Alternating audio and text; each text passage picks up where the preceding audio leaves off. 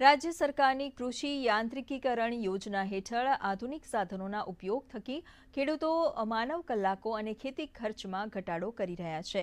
મહીસાગર જિલ્લામાં કૃષિ વિભાગની સહાય થકી કોઠંબા વિસ્તારના લાડવેલ ગામના ખેડૂત દીક્ષિત પટેલ હવે પેડી ટ્રાન્સપ્લાન્ટર જેવા આધુનિક સાધન વસાવી તેનો ઉપયોગ કરી સરળતાથી ડાંગર રોપણી કરી રહ્યા છે।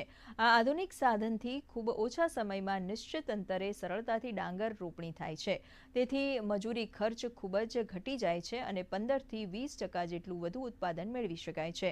મહીસાગર જિલ્લા ખેતીવાડી અધિકારીએ આ અંગે વધુ માહિતી આપી હતી।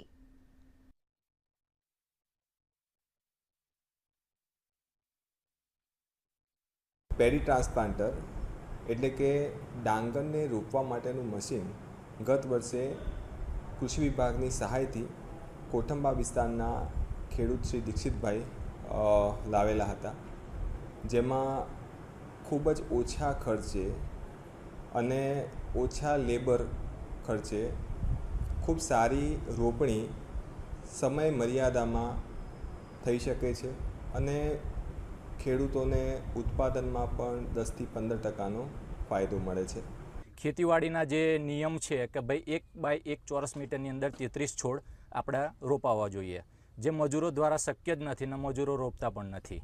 જ્યારે આપણા મશીનની અંદર આપણે 50 થી 70 છોડની વચ્ચે આપણું એપ્રોક્સ 1 બાય 1 ચોરસ મીટરની અંદર આપણા છોડની સંખ્યા આવે છે। એનો સીધો ફાયદો આપણને કે ખેડૂતને એ થાય છે કે એની જે કંટાની જે ફૂટ હોય છે, નીચે જે કલ્લા કહે છે, એ કલ્લાની સંખ્યા વધતી જાય છે।